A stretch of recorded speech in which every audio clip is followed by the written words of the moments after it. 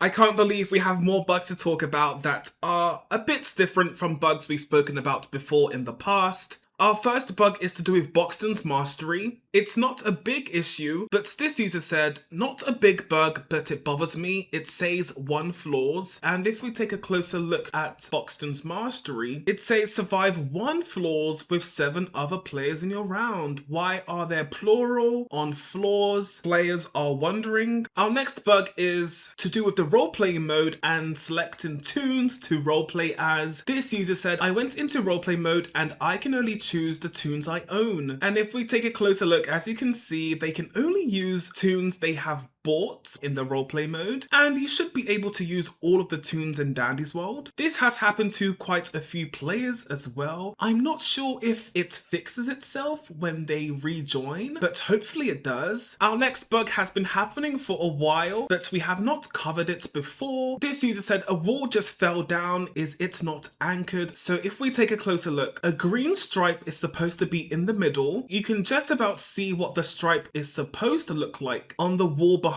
this wall. If we take a look, it's a green stripe with a pattern on it, and users have reported that the stripe falls down, like they can see it fall down, so they're wondering why that happens. Our next bug is to do with Goob's active ability not working when it should. This user said Goob's pull doesn't work sometimes. As you can see in this clip, I was perfectly in line of sight for Goob to pull me. Let's take a look. Okay, so Louis is running towards the elevator. Goob is in the elevator waiting, and Goob reaches out to pull Louis inside, but it doesn't work. And there doesn't seem to be a reason why it shouldn't work. There's no obstacles in front of Louis. Louis's ping is very low, only 33, so I wonder why it didn't work, and the user said it's happened multiple times. We've got quite a few bugs in Dandy's World, so that's frustrating. Our next problem is to do with scam bots plaguing Dandy's World with fake system messages. This user said, I've seen this multiple times in different servers and I think those people are bots, plus it's a scam website. And as we can see, scam bots are promoting a scam website using fake system messages. So many people have reported this happening. It's happening in a lot of Dandy's World servers. This user said they're actually just scam bots. In general, they join any popular game and immediately leave after sending their message. This user said lots of people already reported this, but just wanted to say these bots kept on spamming every 5 seconds, filled up the chat, so the bots are taking over Dandy's World servers. This user said they are in every server. Sometimes there is up to 5 of them in a single lobby. So a massive wave of scam bots are plaguing Dandy's World, so beware. Don't visit their website. This user said, so me and my friend were playing and out of nowhere we see this. The site is dangerous, by the way. So again, do not visit the website they are promoting. Our next bug is to do with opening stickers in panic mode. A very unusual bug. So this user said, my friend sent me this video. Apparently when they try to use a sticker, their screen turns a tinted red and it only happens in panic mode. Let's take a look. So they use the sticker option and a few seconds later,